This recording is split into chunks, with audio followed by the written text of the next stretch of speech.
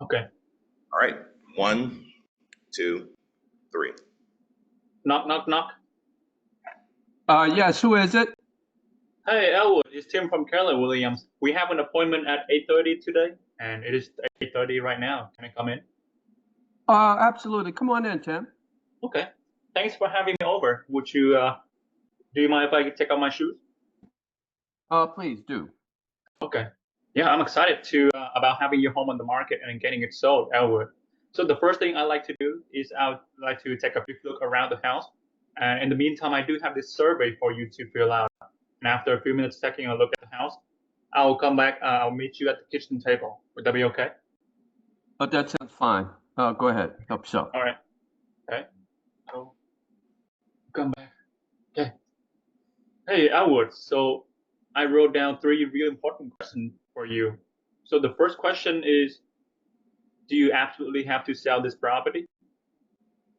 Not exactly. I mean, I'm retiring. I'll talk more about it later, but I don't have to sell it right away. I'd like to sell it. That's why I have you over. Yeah, I remember you mentioned that on the phone as well. And if you put it on the market, will you price it to that it would so that it would sell, or do you want to keep it on the market for a long period of time? So if I'm looking to sell my house, I'm definitely not looking to keep it on the market for a long time. So Right. it would have a good price for it to sell. Definitely. Absolutely. You wouldn't want to give it away, first of all, and secondly, you want to make sure that it doesn't sit on the market for 6 or 7 months testing the market out, right? No, that's not what I'm looking to do for sure. Right. And do you want me to handle the sale for you, Elwood? Whoa, we jumped to the end of the thing. We got a little bit more to talk about, so let's just continue talking and we'll see. Sure, definitely. That's why I'm here. Okay, so I have three goals for our meeting today, okay? The first one is to review your motivation to sell this home, and then we can determine the price, the value of your home. And then I'll answer any other questions that you have. We will decide today as well if you choose to list with me or if I choose to take your listing. Either one is fine with me, okay? Whoa, you said if you choose to take my listing. I mean, I invited you over. What do you mean by that? Well, some sellers ask me to overprice their home or do marketing that doesn't work. In those cases, I decide not to take the listings. I mean, I'd rather turn you down than let you down. So does it make sense? I would. Okay, let's keep going. That makes sense. Okay. Let's keep going. Okay. So let's take a few moments to review some of the questions that we discussed over the phone. You said you were moving to. North Carolina. Okay. And you said you were moving. You have to be there by. No set time. I'd like to be there before the end of the year. I'm retiring, going to a lower income area. As far as New York goes, New York is very expensive in retirement. North Carolina just sounds better to me. Right. Moving down south is always a better option for retirement, as I always hear. Now, you said you were moving because. Retirement. Okay, that is the only reason. There was nothing else. That's it. Yeah. Okay. No, that's it. Okay. Even though it sounds like you're in no rush, but it sounds like you're ready to make that big move whenever you can, right? That's right. That's exactly it. Okay. So Elwood, I prepared for you what we call the comparative market analysis. And there are two parts to this comparative market analysis, Elwood. The first part is what we call fantasy land, what homeowners list their homes for. And the second part is what we call reality, what real estate agents list and sell homes for. And we have to decide today where you're going to spend your time. Okay? Okay. Yeah. So the purpose of the comparative market analysis is to determine the value of your home in the eyes of the buyers. Do you know how buyers determine value? I know how I shop for clothes. I mean, I go to one store, the next store, kind of thing, get the best price. So that's what I do. Okay. What are you talking about there? Yeah, so that's basically the gist of it. Buyers determine value by comparison shopping. Basically they'll take a look at the price of your home and its features and benefits, and then compare them to the features and benefits of similar homes that have recently been sold or are currently on the market. Does it make sense? Yeah. Go ahead. Yeah. So for example, if you were to buy a if you are to buy a new car and you go to a dealership that has that car for $50,000, and then you go to the second dealership that has the same car for also $50,000, but it has Apple CarPlay and fancy rims, which car would you choose?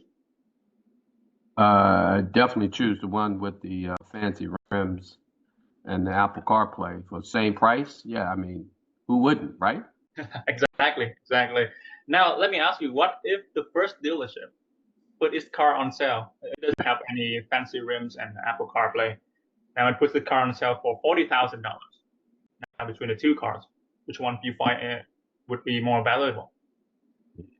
Makes sense to me to save 10 grand, so I would definitely look at the car for 40,000. Probably get features that I would like a lot less than 10 grand.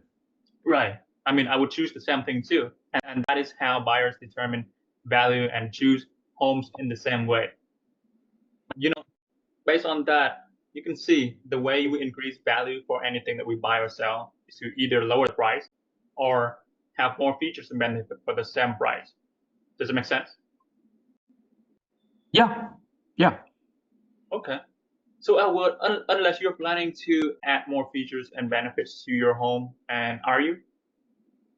No, my home has a lot of old world charm and it's beautiful. The person comes in here, they're gonna love it. And Okay. so I'm not looking to do anything to this house right now. Sell it as it is. They're gonna come in, they're gonna love it. That is fair. And with that being said, price is the only issue. Can I show you what I mean? Yeah, please do. Okay. So let's go over three. Okay. So this is your home right here, 173 Rapp Avenue in Bloomfield. And I That's took right. my time, really, well, a lot of time to prepare a comparative market analysis for you. So there are two parts on this comparative market analysis. The first part, Yep. what I call your competition. So you can see the active and the under contract right here. The reason why we call Yep. your competition is because, a lot of buyers, when they come see your home, they would actually most likely go to see the other homes that are similar to yours in the area as well, right?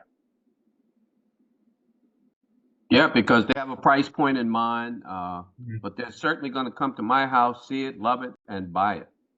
Okay, yeah, that's definitely a possibility, just like other homes that are similar to yours. And you're competing against those homes. Okay. Now, the second part are the sold homes, the three sold homes that you see down here. These homes, Mm-hmm. important because they have been sold, they have the sold price on them, so we can use them later to determine what the value of your home would be. So before we go there, let's go back to the first part, the active homes on the Uh-huh. market. Okay. So the first home right here, comparable to yours, is 201 West Passaic Avenue. How much Yep. is this price, do you see? I see 559. 5 to 9. How many beds does it have? Has 3 bedrooms there, it shows. Okay. How many bathrooms? Has one. Okay. So it has one less half bath than yours, right? Right. My house has a half bath, so I have 1.5 bath. This one only has 1 bath. Yes, yes. Now, have you seen this home in person, Elwood? I know of it. I have not seen it, but it's in my general vicinity. But Okay, I know where it is. I haven't seen it though. okay. Do you know its neighborhood as well? I generally know the neighborhood. Yeah. Okay, that is nice. Now I want to take your attention to the days on market. How many days do you see it's been on the market? I see way too many days on the market. That Way says too many days. 51 days. That's not what I'm looking to do. Right. I That's mean, a 50 lot of days days is a on the lot. market. Right. Yeah, that's a lot. Okay. So what would be a better day that you would have in mind? How about a couple weeks? Couple weeks? Okay. Couple Yeah, this weeks on is the almost two market. months right here. Yeah. Hmm. Okay. And do you know the reason why it's been staying on the market for almost 2 months, Elwood? I have no idea. I mean, maybe you can help me out with that, but that's way too long. Yes, let me show it to you. So this is the detail of the home 201 West Passaic Avenue right here. If you notice, the original list price of this home is $625, which is, yeah, based on the other comparables, this is way higher than a lot of the rest of them. And they actually lowered the price twice in the span of 2 months. And because of that, it came out to this. Somebody made a mistake on pricing this house. That's crazy. That's a waste of a couple months there. Yeah, and I don't know if you know the how when it comes to marketing of homes, typically the first 2 weeks are the time frame that you capture the most amount of buyers, serious buyers out there to look at your home. After that, the third week and the fourth week, moving on, the people who see your home are mostly first-time home buyers or people who are not serious enough to buy your home. So even though they lowered the price, they already missed out a lot of the serious buyers on the market when they first put their home on the market. So do you see why and how it hurt them in the sale of the home, even though they lowered the price down to $559?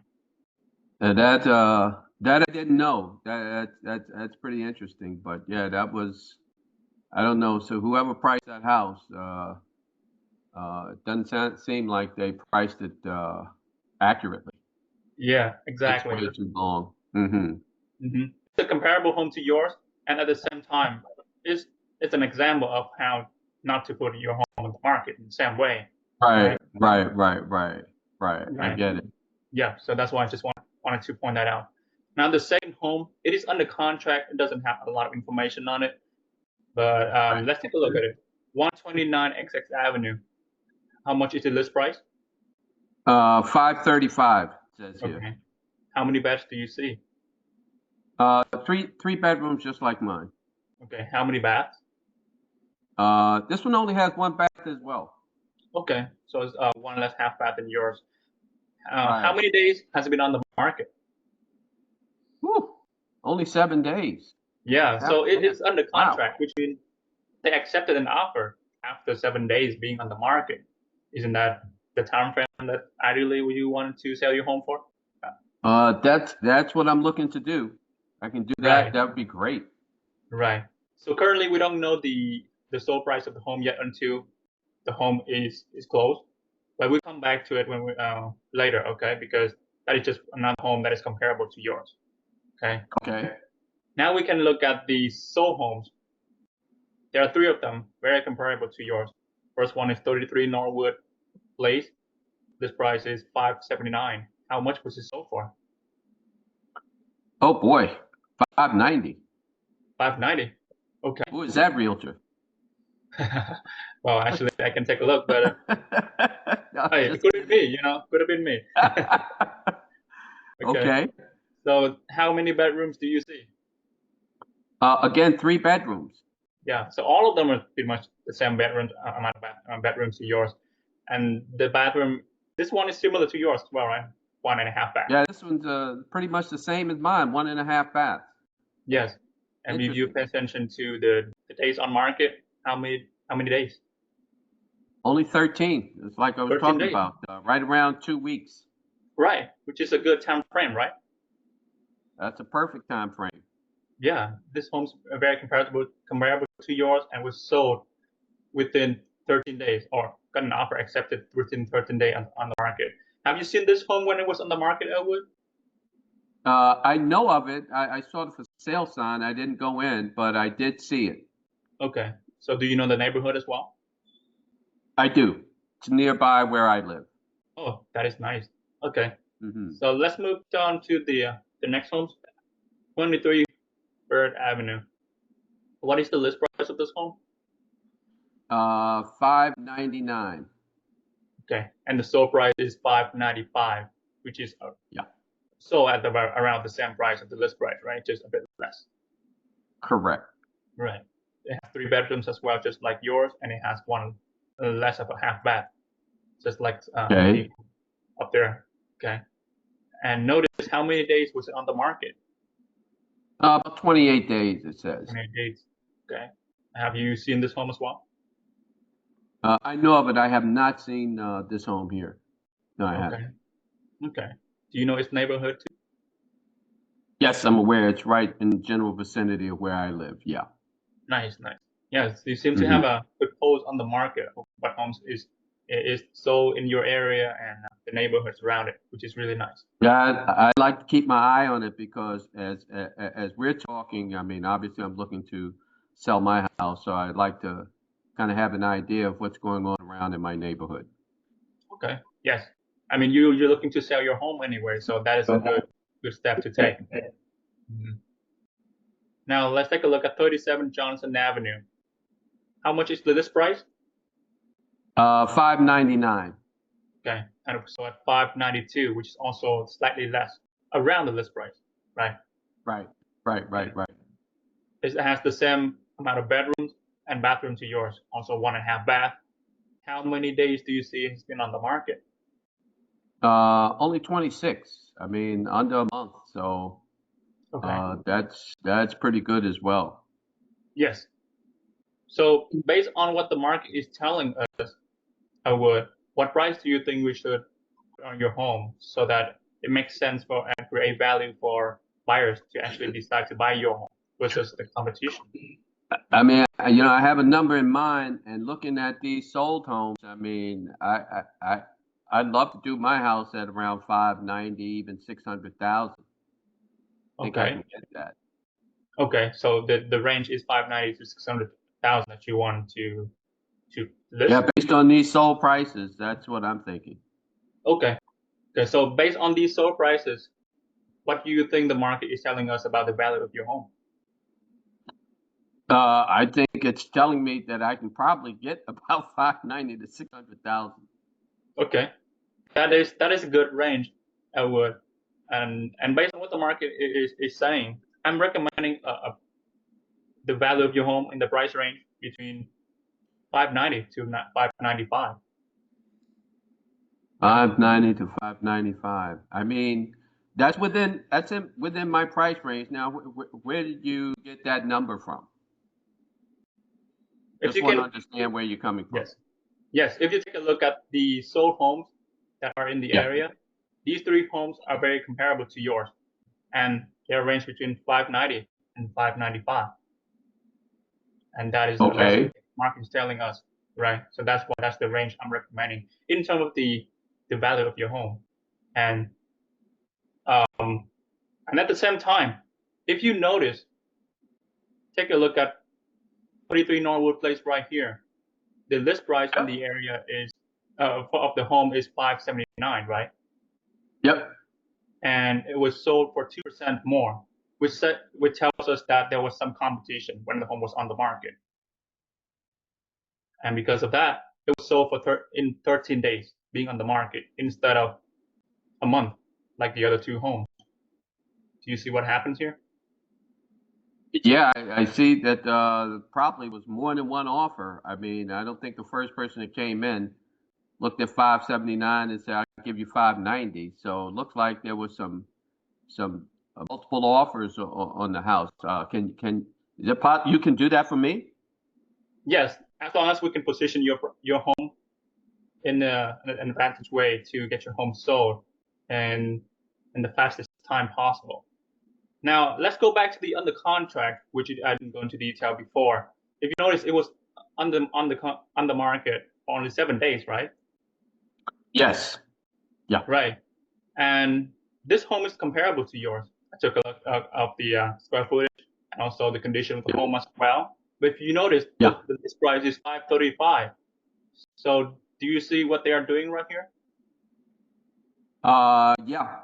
Yeah. Yeah. They are. I mean, they priced it to a point where it would go quickly. It's lower than most of the others that you have here. So that's what it Right. looks like to me. Yes. So with all of the information that we have, Elwood, definitely the market value of your home is 592 and 595. Now, if you are to list your home, what is the price that you would think to list it at so that it will attract the most amount of buyers and get you the best price possible? I mean, if I wanted to do something like what I'm seeing here with multiple offers, I would probably lean more towards the 590 to see if, could come up, and who knows, maybe I could get 600 if it's marketed properly. So I don't know, 590 may make sense to me. Okay. I mean, we can start at 590. I just want to bring your attention to the two homes that have been sold on the market, 23 Bird Avenue and 37 Johnson Avenue. They listed their home at around, I would say, 600,000, right? So Yes. around the market value of their home, and of course they were sold around at those prices as well, and they were sold for in about a month. I mean, Right. if you list your home at 590, I think that would work. You will be sold in around a month as well, unless you want to sell it faster, creating more competition for your home. Then at this point, I believe you know what to do. So would you want to keep 590 as the list price, or do you think that's a better number to get sold faster? I mean, 590 sounds good. I mean, I definitely have a few more questions, but Yes. for now, I mean, 590 sounds good. Okay, sounds good. Have other questions though. Okay, so what questions do you Certainly have? not done. Commission. Okay. I mean, I know you got to do your work. I mean, what are you looking to charge for commission here? That's a good question, Edward, and I know that's very important for you when it comes to what you net at the end. So before we get there, let's agree on the price. So will you agree that 590 is a good number to list your home at? Yeah, yes, that's where we're looking to start. Okay. 590 sounds good. We hope to get, according to what I see here, maybe we get multiple offers. So let's do 590. Okay. All right. So we agree that 590 is the number to list your home. Great. So let's move on to the next question that you have. I prepared for you what we call a net sheet right here. Okay. It shows you what your home is being sold at the market value, around the market value. You are currently owning $85,000 on your home, if I remember correctly. That's right. On the phone. Yep. Yes. Yep. So these are the commissions that I charge. Looking at the net sheet, do you have any questions before we move forward? Yeah. So what does 17,700 represent? I mean, is that a percentage? I know it's a dollar amount. I mean, what percentage is that? So that's just 3% on each side. On each side. So Yes. you're paying for the buyer as well?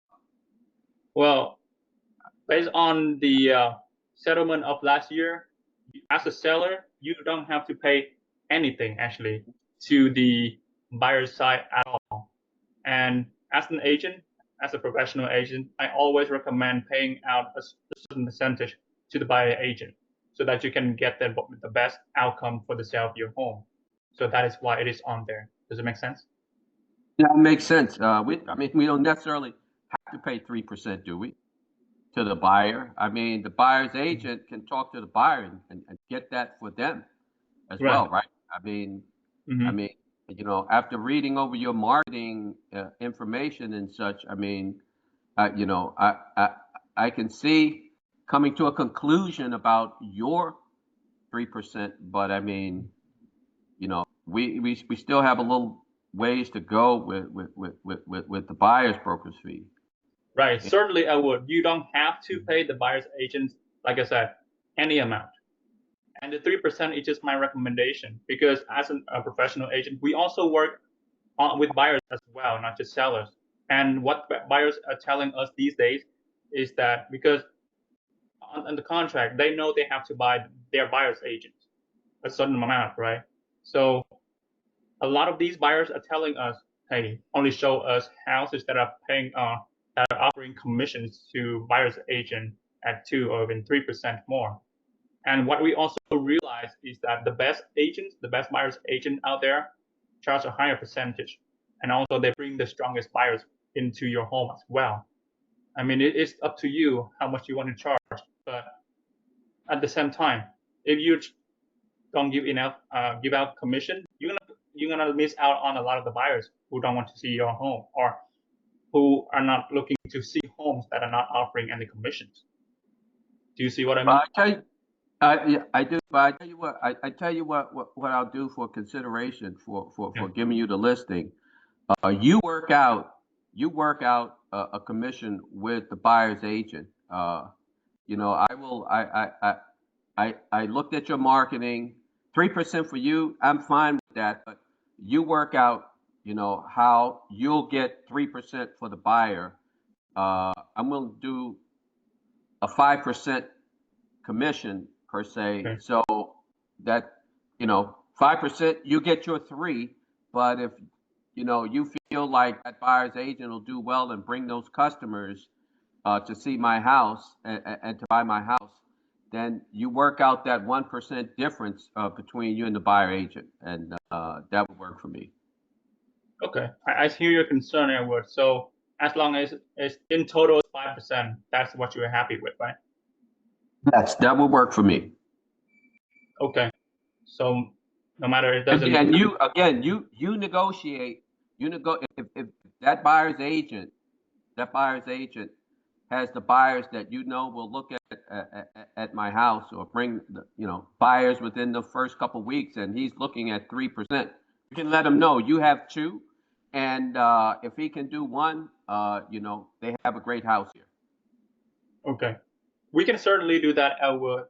And can I share with you what my concern is? Please. Okay, as I mentioned earlier, a lot of the buyers out there in this market, they are only decide to look at homes that are offering commission a certain amount and up. You want your home to sell in the fastest time possible, the best price, right? Absolutely. Right. So with that being said, I assume that you also want to capture the best buyers and the most serious, also the most aggressive buyers out there, right? Absolutely. Right. That is why I'm recommending giving out 3% to the buyer's agent, so that the most aggressive buyers out there would also come see your home, which give you the best exposure and give you the best days on market when it's being sold as well. Yeah. So I mean, yeah, it makes perfect sense. I think we can still achieve that 3%. We're doing 2%. You're just asking that buyer's agent for 1% that he'll provide to that particular buyer pool. It's only 1%. Do you think you can accomplish that? I'm sorry, can you explain that again? I don't. Yeah, basically, can you convince that buyer's agent to come up with 1% so that he would have his 3%? He's just asking that buyer for 1% commission. That is certainly something that we can ask Edward. And at the same time, keep in mind we have your competition on the market as well, right? And if buyers looking at other homes out there, one is giving out 1%, 2%, and one is giving out 3%. I mean, which house are they more likely to come and see and put offers in first? I mean, I look, I get what you're saying. I mean, you're saying that those buyers who see that the seller's agent is paying the commission are more than likely to go to that house. Yeah. But if they see a nice house, they do see a nice house, and there's 2% commission. That buyer's agent, if that customer loves that house, can say, "Look, I'll throw in the other percentage if you really like this house." That's kind of what I'm looking at. Can you do that? Okay. That is something that we can definitely ask the seller, the buyer's agent, to do. Keep that in mind that once we do that, that's going to limit a certain amount of buyers that are not looking at, who doesn't want to look at a certain house, who are not giving concessions up to the buyer's agent. Does that make sense to you? It does. It does. Okay. Yeah. So if you insist, then we can do 3% on the listing side, and you said Yep. 2% on Yep. the buying side. Yep. Okay. Okay. So with that being said, are you ready to move on to the next step, Elwood? And what is that next step? Okay. I'm actually ready to go to work for you. You know what? All of my marketing material, what I do, and I have all the paperwork right here. I just need you sign so I can go to work, so I can get your home sold at the price that you want and in the best time possible that you want, so that you can go to your North Carolina for retirement. All right, let's go ahead and get started with that. Good. There's the pen, signing. Thank you. Okay. All right, Tim, good job. Hold on one second here. Let me add a pin here so I can be in here. Tim, unmute for me. I wanted to ask you, first and foremost, guys, can we clap it up for Tim? Because I felt he did a really good job there, and I know it's not easy doing it in front of me and all. It's like 60 people watching. So, Tim, great job there. I want you to really think about how you went through the script and rate yourself on a scale of 0 to 10, 0 being I bombed it, 10, I killed it. How'd you do? I think I'm comfortable with the script. I practiced just enough with it. I don't think I internalize it 100%, but I'm getting there. I feel comfortable with it. I also try to stick to the script as much as possible so that I don't deviate too much for today. So that's about the script. Do you want me to talk about the objections and stuff as well? Yeah. Give us all your feedback on it. Okay. Yeah. So the objections that I would give to, I didn't expect a lot of these objections, especially the buyer's commission objections coming back a couple of times, and I ran out of ways to defend it, but I think I did my best on that. Yeah, but I usually get different objections practicing with other colleagues. So yeah, this is a different experience. It's shorter than I expected too, which is yeah. I want to hear your opinion on everything. Shorter's not bad. The natural progression of a great presentation is getting the paper signed in a timely form. So I think that's great. Don't worry about that. I think you did a really good job there. And when you say you haven't really internalized the script, I didn't pick up on that. There are a few things that I have feedback for. Okay. However, I felt like you did a great job in internalizing the script on my end. Elwood, how would you rate him? Look, I'd give him somewhere between like a 7 and an 8. Okay. Because he kept it moving, and he didn't deviate. He addressed each of the objections, as he said, the best that he could.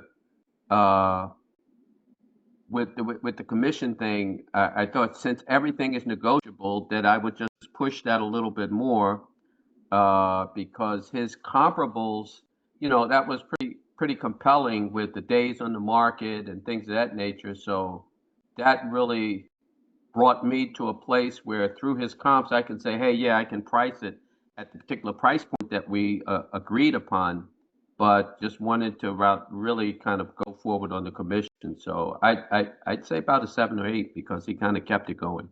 Great. And so, Elwood, based on the scenario, you were leaving New York and going to North Carolina, correct? Correct. And your goal is to purchase a property in North Carolina. Correct. So when you guys were going back and forth about the commission, and Tim was saying some good things, he was saying like buyers are telling us like this is like we don't want to pay the commission. What if he had put you in that scenario and said, "Oh, take your seller hat off for a second, put your buyer hat on. You're out in North Carolina with your agent, you're looking at properties, you find two that are comparable. One, the seller is paying your agent's commission. The other one, you have to come out of pocket and pay the commission. Which one are you going to gravitate towards if they're comparable?" Yeah, no, it's a fair point. Yeah. My whole thing with that commission scenario is that since it's negotiable, since commissions are negotiable, that perhaps, right, my buyer would look to pay maybe 1%, not the whole thing. So that's where I was like really Yeah, going. and I hear that. However, if Tim had said to you, Elwood, let me ask you, if your agent came to you in North Carolina and wanted you to pay 1%, and there was another house that was paying all their commission, which one would you want to buy? The one where you I'd probably choose the one that's paying the whole thing. See, Elwood, that's the reason why I want you to think about paying out the full commission to the buyer agent, because just like you said, you wouldn't want to pay it. So other buyers aren't going to want to pay it on your house. So all I wanted to do is make sure we're bringing as many people into your home as possible, getting a chance to show them how great your home is, and not let commission be an issue that keeps them from seeing your home. Does that make sense? That makes sense. Yeah, something along those lines is Well, what I think could have made the difference in that conversation. Now, you said he was a 7 or 8. Tell Tim one thing that he could do to move that up to a rating of a 9 or a 10. What can he work on in practice that will make him a stronger presenter? so in short, the way that you continue, see, what we get out of push, and I think what a lot of the folks here get, is through all of the practice and things, you will continue to make your point. I think that Tim was going there in making his point about the commission. And if we arm ourselves with between more practice and more experiences doing that, that we would have a more compelling and convincing statement to continue coming back. Because once you shared it the way you shared it, I'm like, oh, okay, yeah, that makes sense. Because you kind of threw it back on me from a buyer and a seller perspective. So it's just as he said, rehearsing the script more and more, and having more actual experiences in live listing presentations. I like it. I like it. Thank you. Thank you so much, Elwood, for that. So really quickly, and here's what I'm going to ask you guys when it comes to giving feedback. I don't want the feedback to be redundant. So if you have something that you want to say and someone else has already said it, skip that, right? I want to hear something new if you're going to give feedback to Tim. So, and again, I want the feedback to be constructive. If you said you didn't do this well, give some advice on maybe what they could do differently next time. All right, man, you're up. Give them some feedback. The only feedback I had to performance, Tim, good job. The only feedback I had to give was just smile. That was it. Smile. Okay. All right. All right. That's good feedback. And smiling in person, smiling on the phone, you can hear that smile on the phone as well. So it is important that we focus on that. Great feedback, Manny. Better offer Betty out of Montclair. What you got for us? Hey, good morning. First off, I am Tim's biggest fan. So congratulations, Tim, for doing this because you have courage that I wouldn't. Okay. I'm not doing this, but I'm so proud of you. The only feedback I would have to tap off of what Manny said, smile. Tim, just practice. And, we speak about this all the time, sounding a little more conversational, right? Everything was perfect. The script is down packed and everything, but just put a little more personality in there so that can shine through. Okay.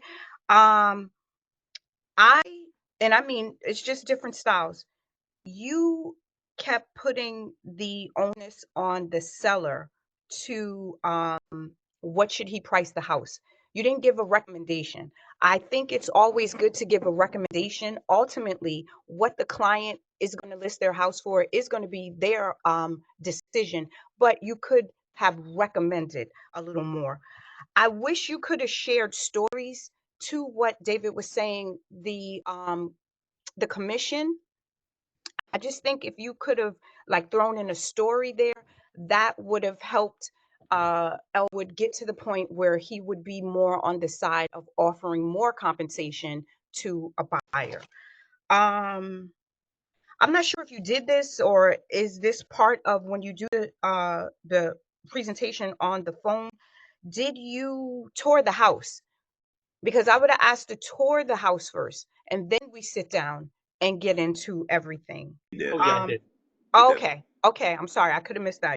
Driving up here is a different story. And yeah, like I said, just build more of a rapport, and that's where your personality shines through. But aside from that, you did an amazing job, and you keep doing. I know how hard you do everything, and I am super proud of you. That's the only thing I have. Thank you, Betty, for that feedback. And Betty made a very valid point that I want you guys all to hear. And I learned this from Stephen King, and I use it all the time. He said, never make a point without having a story, never tell a story without making a point. And so when you're working to make that point with Elwood about paying out the commission, you could tell a story. It doesn't have to be yours. Hey, I just wanted to tell you there was an agent in my office, right? I think that was a mic drop. Everybody stayed quiet. um, so there was an agent in my office, right? And they had a listing, and I was on the buyer side, and they were only paying out 2% to the buyer agent, and there was another house that was in that same area that was paying out 3%. And I told my clients, like, hey, here are these two properties. I want to show you both. I just want you to understand that if you want this house, my commission is 3% as a buyer's agent. So since they're only paying 2, explain that to them that they would have had to pay more money out of pocket. And they told me, I don't want to see that house. I all my money is going into this property. I don't have money to afford to pay you a commission. And so they told me to only show them homes where the seller was paying all of my commission. And so I share that story with you because I saw that listing not get my buyer who was really serious and really wanted that house because they weren't paying out the full compensation. So have stories that you can tell, Tim. I think Betty made a really good point. And I have to apologize. I'm above a swimming pool, so if you guys hear some kids, that's what that is. So my apologies for the background noise. Tanae, what's up, Tanae? How are you? Hey guys, happy Friday. Tim, excellent job. And Elwood, you were a great seller. Tim, and I'm going to piggyback off of what Betty said slightly. Tim and I believe we did push together. So I can tell that you have really internalized the scripts and you did a really strong job from where we were earlier this year to now. So kudos for that. My feedback is I feel like you could have closed sooner. And I think just the flow of your presentation could have been a little different. I feel like you got to the point where you could have closed where Elle was like, okay, we're going to price it $590. Great. You probably could have wrapped it up right then, but then you were like, okay, well, let me go back and show you this, or let me remind you of this, and then you end up getting to that commission part because you probably could have wrapped up before he even started talking commissions.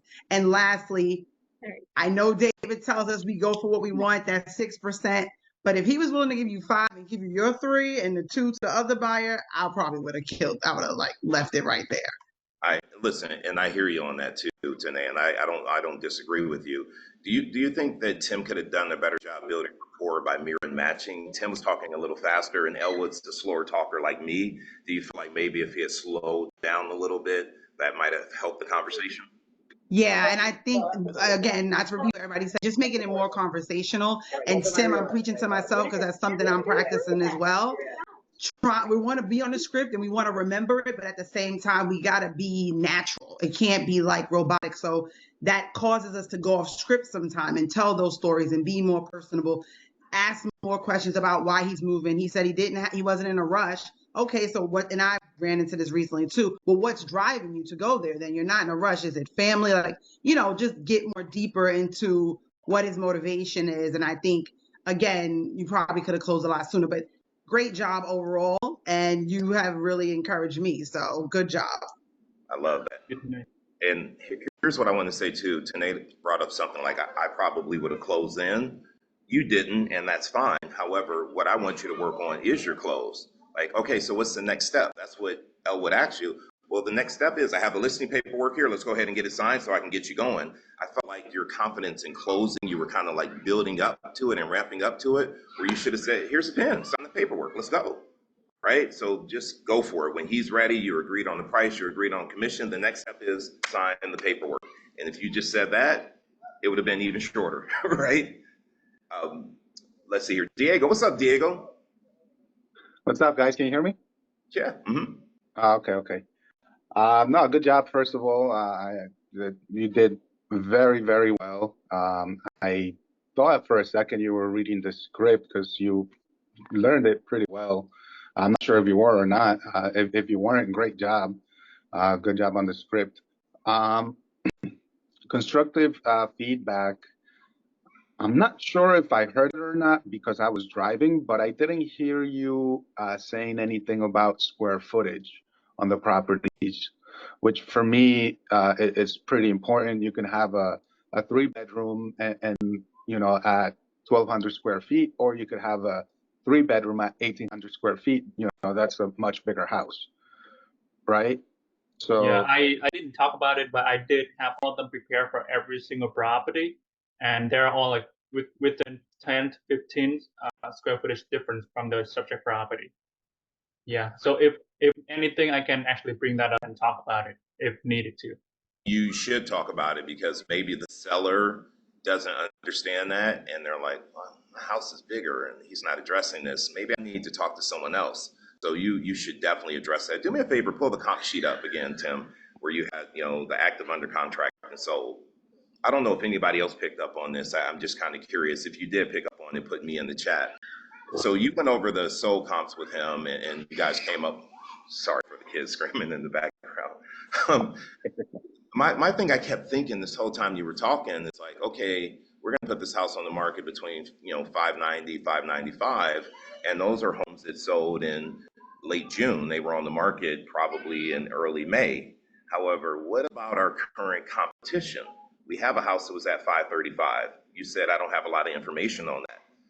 I want you to say, hey, I actually called that listing agent and it went under contract at 535, but they have multiple offers, so it is selling higher. You should be doing your background work, calling any property that's under contract, talking to the listing agent, seeing if they'll give you any information on if it went for more than list price, see if you can get some details so you can share that with the seller. That's number one. Number two is your job is to sell his home over the competition. Well, you got this house at 201 West Passaic. It's on the market for 559. It's been on there for 50 days. It's been lowering the price and it still hasn't sold. And now you're going to put his house on the market for 590. I don't know this market. I don't know the comps. My question is that the right price based on the current competition we have? Or do we need to be even more aggressive with our pricing so that his house would sell? So yes, the sold comps, they're an indicator of what already happened. However, what's under contract, what's currently active, that's our current competition. So we also have to address that too. So keep that in mind and make sure you're calling those listing agents, finding out, hey, I saw you started at 625 and now you're at 559 and it still hasn't sold. And better yet, if we're doing our job correctly and previewing property, any home that you're using for active or under contract comp, you should go see that house before you do your listing presentation. So you could say to Elwood, hey, this house that hasn't sold, I know why it hasn't sold. It's got a black mold problem. It's got an issue with this. So you can speak to it, right? I didn't hear you address that. And to me, that's a small, it's a big concern actually, because you're telling him 590, there's another house that's comparable at 559 that's been on the market 50 days and it hasn't sold. So I want you to work on that as well and just really dig into the active and the under contract properties. Michelle Lewis, what's up? Oh, she put her hand down? Yeah, I did. I put my hand down only because you all had already mentioned what I was going to say.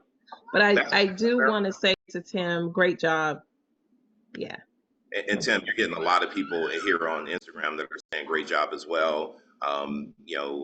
Beverly was saying excellent job. So many people are just clapping it up for you and telling a great job. Beverly gave you an 8.5 to a 9. Cynthia said, I'm stealing. I'd rather turn you down than let you down, which is something we learned to say and push. And so I love the feedback that you guys are giving Tim on Instagram. I would love it more if you guys were over here in the Zoom room. So, guys, we do have a hard stop at 9:30, and I need a couple minutes at the end to share something with you. So, Jerome, Janetta, Diego, I'm gonna let you guys go. Let's make it quick because I want to be able to. Mine will be quick. So, Tim, I've been watching you for a while. Courageous. Betty was talking. She was talking, and she gave you feedback. She said, "That's not me. You've been very courageous since I've seen you." It's a bunch of C's, ironically. You've been consistent, Tim, so keep up your consistency. And then I just want you to be more confident. I want you to improve on your confidence, like embrace who you are, like what you are and what you're doing. And lastly, it's like clear. So, I mean, clear overall, not just the listing presentation. I'm not criticizing your listing presentation. I'm talking about you. I'm giving you feedback, Tim. So I want you to be clear. David asked you a question here, like grade yourself. And then you said a bunch of stuff. I'd be like, it's a 10 because, it's an 8 because, like be clear, give your answer first and then give the explanation. But I admire your courage, Tim. Great job today. That's my feedback for you. Man, I heard Jerome kind of put together an affirmation for you, Tim. I am a clear, concise, consistent, confident listing agent, and I show up and I take listings every single day, man. Work on your I am statement around some of the things and the feedback that you're getting from people, because that's really good, strong feedback. Thank you, Jerome. Janetta, what's up? Well, David, I just love the way you can you just always have this positive spin on things. I love it. I would say, Tim, just be careful saying that agents will not bring buyers to your home that is not paying commission, because that's not correct. We're not supposed to do that. So David is very good at reverberating things. So you might just kind of work on that and put it in a different way, because we can not legally not bring somebody because they're not paying. That's right. Although we know people do it, we definitely can't say it. Right. But wait, can I just interject really quickly? I know somebody else has to go. You can, on your buyer's agency agreement, a client could sign that they don't want to see properties that are not offering compensation. So you can do that. And people are here from different states. There might be different Oh, rules. okay, well, in New Jersey, excuse me. Yeah. So, but I hear Yeah. what John had is saying too. And No, I do understand too. yeah, and the conversation I have with my sellers a lot of times is educating them. Do you guys know how many properties the average buyer agent sells every year? Anybody want to guess? 20. No, like 12 to 20. No, like 2. Wait, what? The average buyer agent sells about 2 homes a year. If you look at the nationwide stats, 2 homes. So let me ask you, if they only sell 2 homes a year and they're showing their buyers a property and they have an opportunity to get paid 2% or get 3%, which one do you think they're pushing their buyers to go see? I'm not saying they should do that. However, what do you think? It's just a conversation, and to get your seller to kind of maybe open up their thinking a little bit to offering out a stronger commission. Yes, Stephanie, you're right. Denise, you're right. Kayana, you're right. Diego, final word. No, I just wasn't finished with my feedback before. Sorry. I'm so sorry, dude. Go ahead. That's okay. On the price, number one, he said the price that you wanted, so I would you just close it right then and there. Don't go over explaining things, because you might talk yourself out of a listing. And two, kind of like what Betty said, but for me, what Betty said, and for me, I just read the client better, see what type of personality they are, right? Where you can either suggest a set listing price or give the range. And I personally would give a wider range based on the pyramid, the pricing pyramid. I agree with that. And we always want to give a range, because if we give the price and they choose that price and it doesn't work, it's our issue. If we give them a range and they choose the price, it's their price. So Diego, excellent feedback. So a couple quick things for you guys really